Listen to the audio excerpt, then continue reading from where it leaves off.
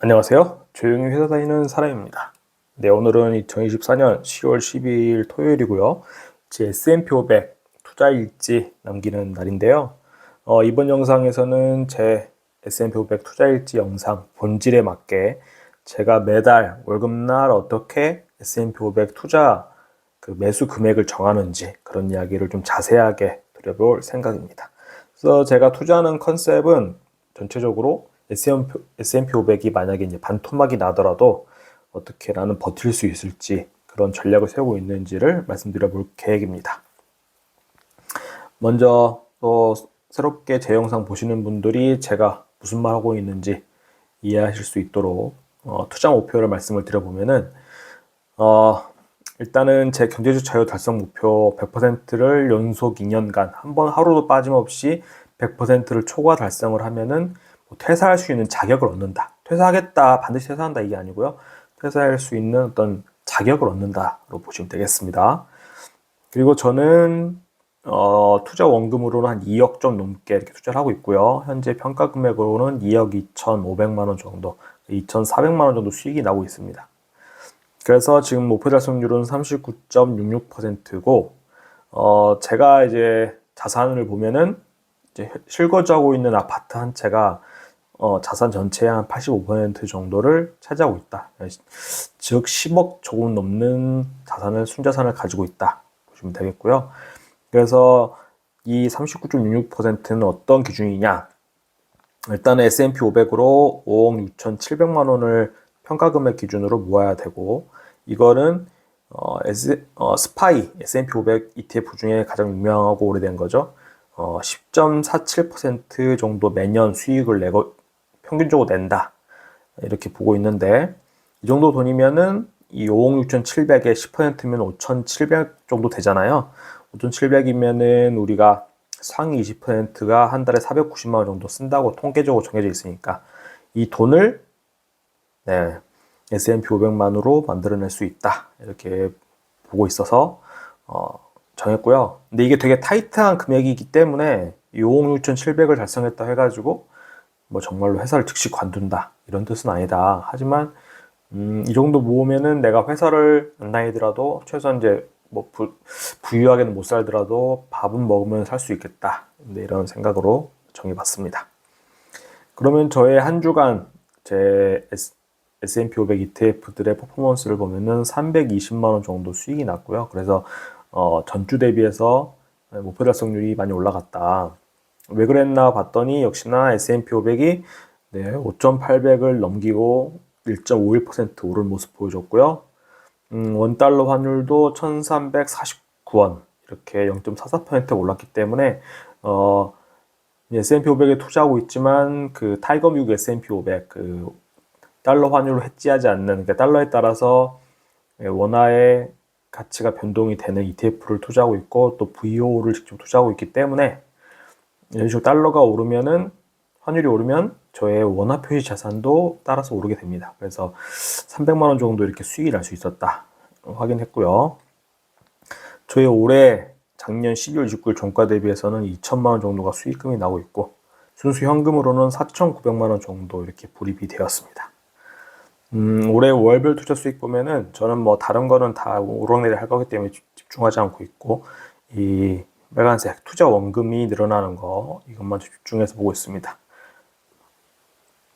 보유 수량은 지금 9주 매수를 했는데 제가 이제 푼돈 이렇게 여기저기서 들어오는 거 있으면은 그냥 웬만하면은 다 타이거 미국 S&P 500을 ISA 계좌에서 사고 있거든요. 그래서 9주를 살 수 있었다 말씀드리고, 지금 포트폴리오를 보시면은 지금 타이거 미국 S&P 500이 결세 계좌와 ISA, 연금저축, 뭐 IRP에서 계속해서 늘어나고 있고, VO는 이제 더는 매수하지 않고 있어요. 현금 여력이 없어서 여기 지금 타이거 미국 S&P 500 사는데 다 쓰고 있어서 늘어나지 않는데 이 정도가 있고, 현금은 34% 정도가 있습니다.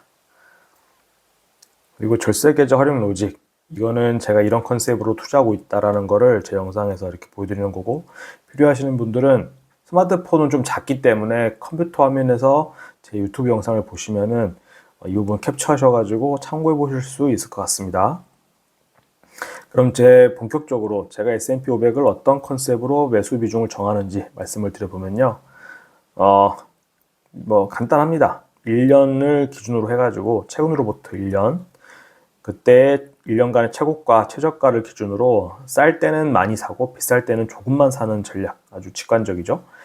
그래서 지금 현재 VOO 그 1년이 52주니까 그 현재가의 위치를 보면은 1년 최고가가 뭐 이 정도고 보시면은 531불, 최저가는 376불입니다. 그래서 봤을 때 현재가가 지금 저가에 딱 1년 고가에 딱 붙어 있는 모습 보실 수가 있잖아요. 그러면은 어떻게 하냐면 매달 제가 25일이 월급날인데 현재가가 52주 고가인 531불에 가까우면은 기본 금액만큼만 매수를 하게 됩니다. 그리고 만약에 주가가 하락해가지고 이게 52주 저가에 가 있으면은 376불이죠. 기본 매수하는 금액 그대로 매수하고 여기다가 유연 매수 금액, 플렉시블이라고 썼는데 이만큼 매수를 하게 됩니다. 그래서 결론적으로 S&P 500 지수가 폭락해가지고 연중의 최저점에 가까워질수록 저는 저가에 더 많이 매수를 하게 되는 컨셉이고요. 그런데 그러니까 제가 왜 베이스 매수 금액을 정해놨냐면은 장기간의 그 스파이 차트, 이게 93년도부터 이렇게 운용된 ETF인데 보시면은 잠깐의 조정은 있었지만은 결과적으로는 우상향하는 모습을 보여줬습니다. 그렇기 때문에 만약에 너무 플렉서블하게 하락했을 때 많이 사겠다라는 컨셉으로 가져가 버리면은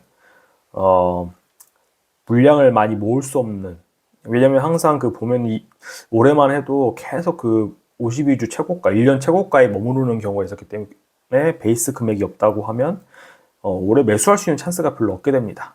예, 우리나라 한국에 있는 그 게스피, 게스닥 종목들하고 다르게 우상향한 모습 보여주고 있기 때문에 어쩌면 S&P 500은 오늘이 제일 역사적인 저점일 수도 있는 상태고요. 그렇기 때문에 베이스를 정해서 매수를 해주고 있습니다. 그래서 구체적으로 어떻게 좀 매수 금액을 정하느냐, 베이스랑 플렉서블. 일단은 제 최대 매달 매수할 수 있는 가능 금액은 전체적인 투자 원금 전 2억 정도인데요.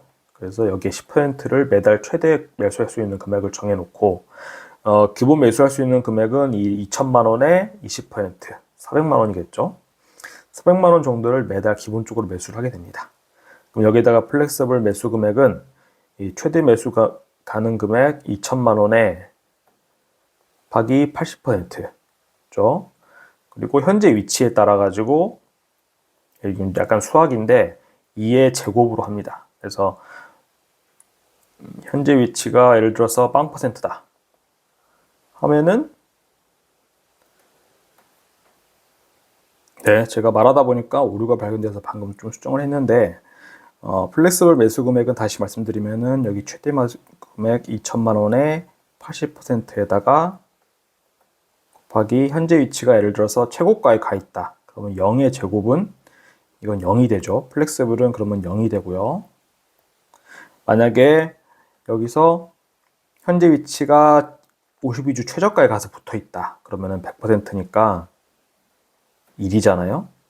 1의 제곱은 네, 결국에 2천만 원의 80%, 1600만 원만큼 매수를 하게 됩니다.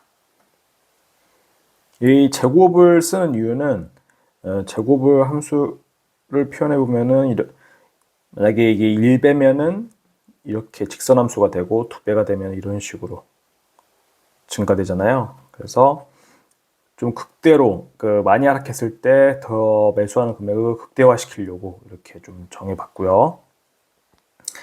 그래서 여기서 또 말씀드리는 게 이게 다시 정리하자면 현재 위치가 0%라는 의미는 52주 고가라는 뜻이고 저가면은 100%에 해당한다 보시면 되겠습니다. 이거 그냥 제가 이렇게 해보고 싶어서 나름대로 그냥 저의 투자 매수 전략을 세워본 거고요. 어떤 뭐 과학적인 근거, 논문에 근거한 건 아니다 말씀을 좀 드리겠습니다. 그렇다면 이 기준으로 지금 저는 얼마를 매수할 수 있을까를 타이거뮤직 S&P 500 기준으로 좀 보면요. 타이거뮤직 S&P 500도 현재가 위치가 2%다라고 하면은 거의 고점에 붙어 있다는 뜻이에요. 지금 보시는 것처럼.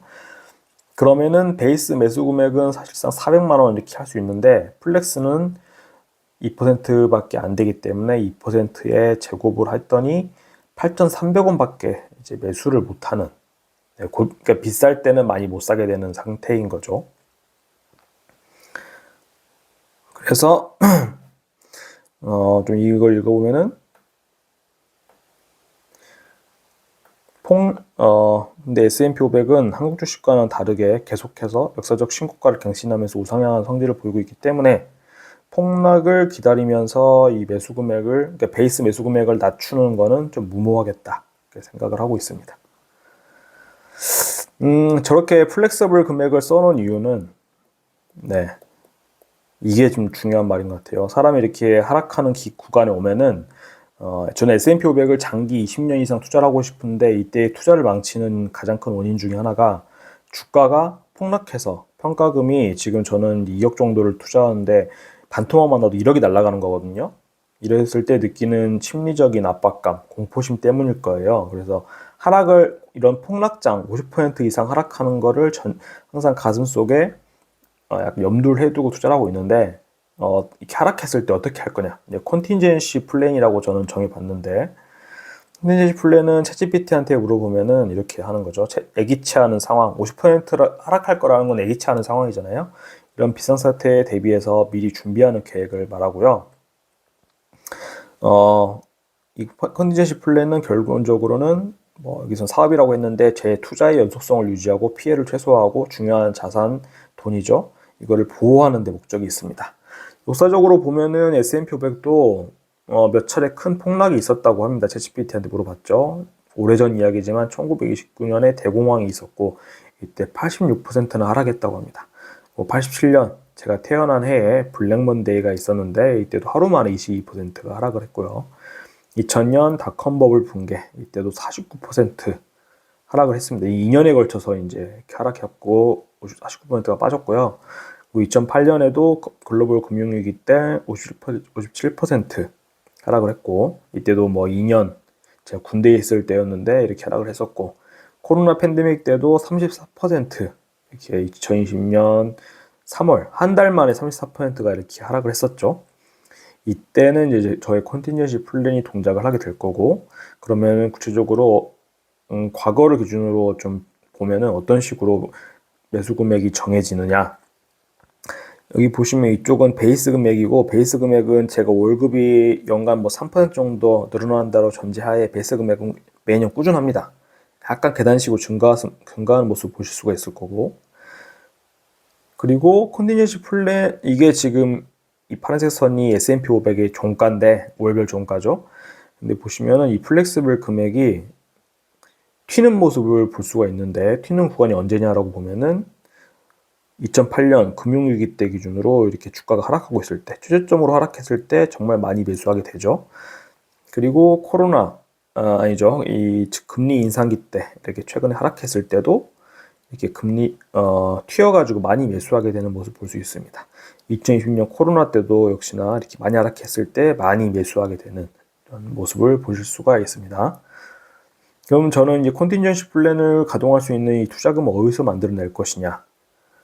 저는 이제 계좌에 이미 이렇게 좀 차곡차곡 모아두고 있는데요. 이거는 다 RP 상품이나 혹은 KIS CD 금리 ETF, 그러니까 1년에 한 3% 정도 수익을 주는, 거의 원금이 보장되는 그런 ETF에 넣어놓고 있는데, 제가 이제 이직을 하면서 받은 퇴직금을 다 그 IRP 계좌에 넣어놨고요. 그 돈이 좀 남아있고, 그리고 매달 월급에서 S&P 500에 투자하는 자금 중에서 모든 거를 다 매달 사는 게 아니고, 그 중에 일부를 적립을 해놓습니다. 그리고 현재 다니고 있는 회사의 DC형 퇴직금, 이거는 이제 개인이 굴릴 수 있게끔 매달 회사에 퇴직금을 넣어주는 건데, 그거랑 비정기 소득이죠. 1년에 한 번씩 주는 성과급의 일부를 떼가지고 컨틴전시 플랜을 가동하는데 사용하고 있습니다.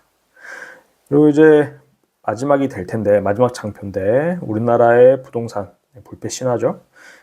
미국의 불패 신화는 주식이라고 저는 보고 있습니다. 왜냐하면 미국의 가계자산의 68% 거의 70%가 금융이기 때문에 미국의 정치인들 지금 카멜라 해리스 그리고 트럼프 이렇게 다음 대선 11월 달에 이제 있을 예정인데, 그 두 정치인 누가 되든지 간에 결국에 미국 정부는 주식이 떨어지지 않도록 유지를 할 거라고 보고 있습니다. 그렇기 때문에 주가가 폭락하더라도 미국이 뭐 핵폭탄 맞아가지고 러시아로부터 핵폭탄 맞아서 터지지 않는 한은 터져도 보복하고 결국에 미국이 이길 거라고 보고 있는데, 그렇게 되지 않는 한은 결국에 미국은 S&P 500 주가를 부양하게 될 것이다, 저는 믿고 있기 때문에 하락은 저가 매수의 기회로 생각하는 그런 투자를 이어나갈 계획입니다. 네, 그럼 오늘 영상도 길어졌는데 여기까지 봐주셔서 정말 감사합니다.